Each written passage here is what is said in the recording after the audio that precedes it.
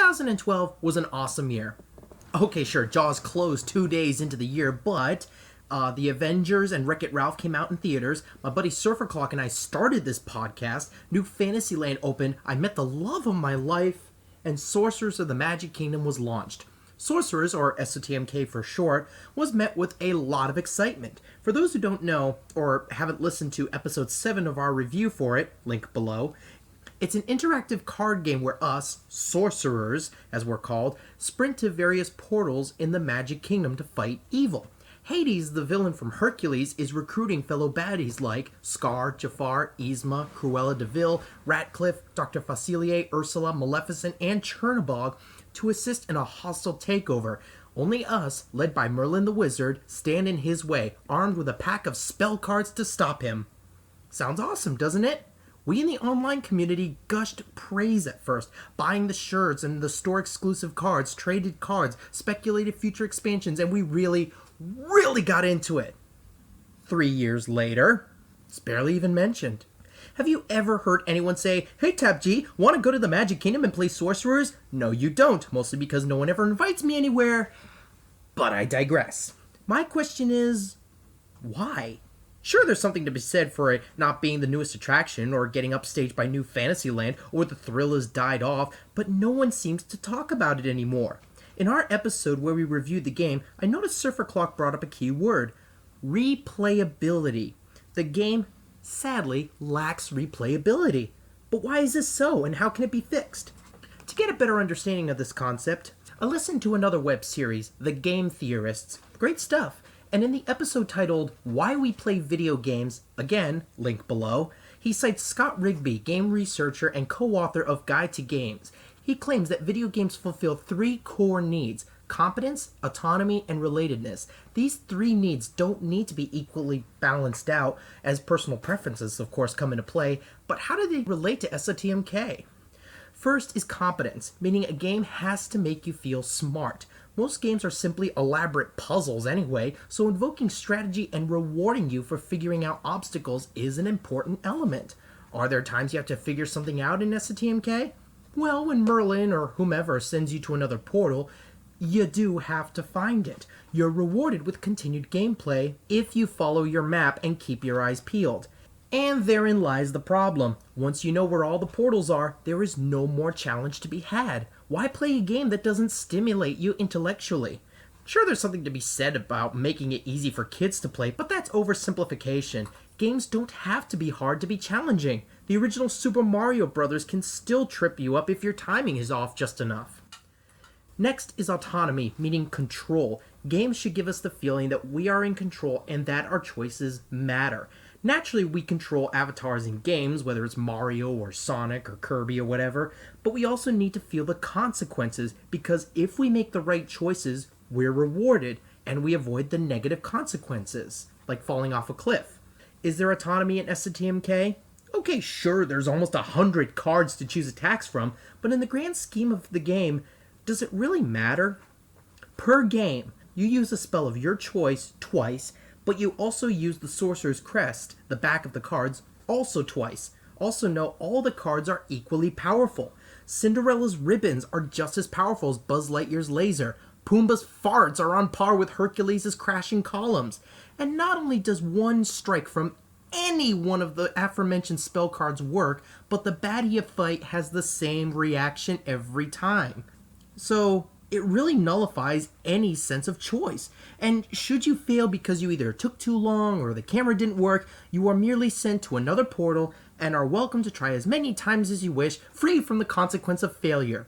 Morale building and on par with Disney's messages, sure, but in the end, if we can't even choose our destiny in the game, what's left?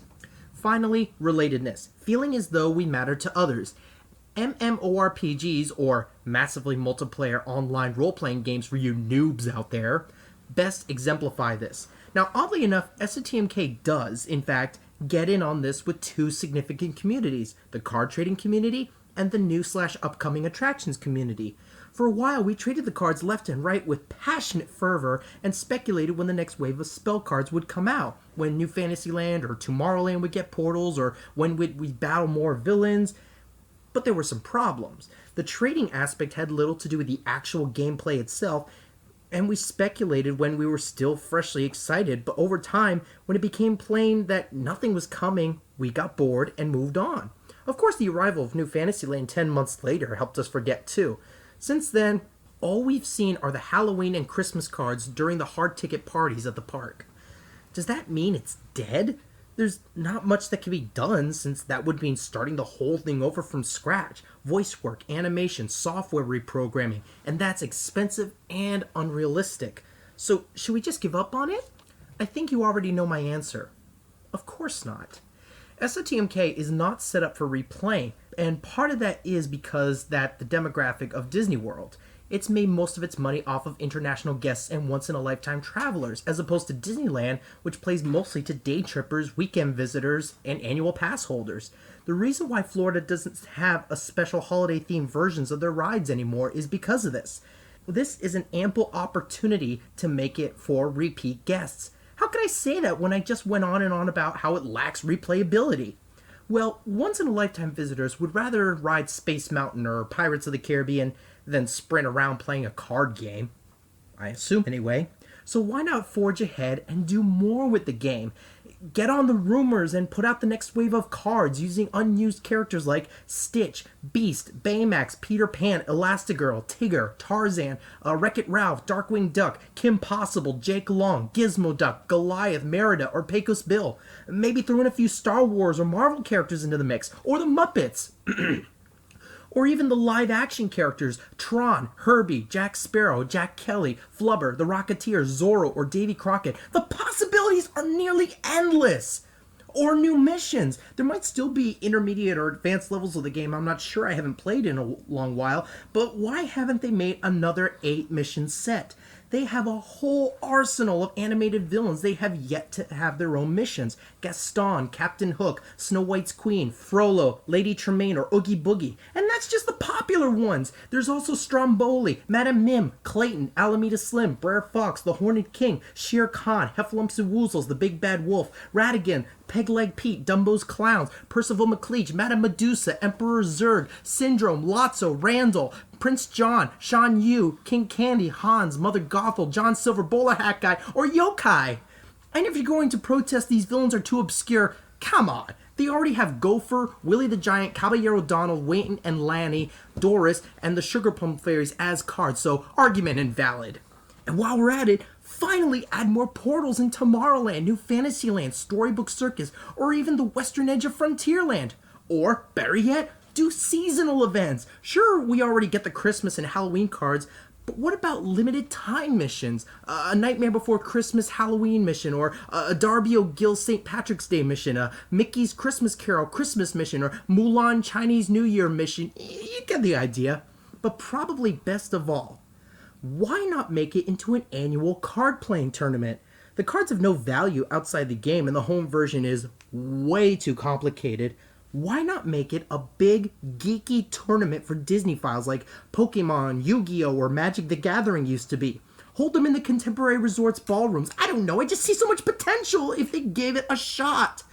These are all ideas I can spit out within a day. A day! Imagine what more can the Imagineers come up with after a few months' worth of planning.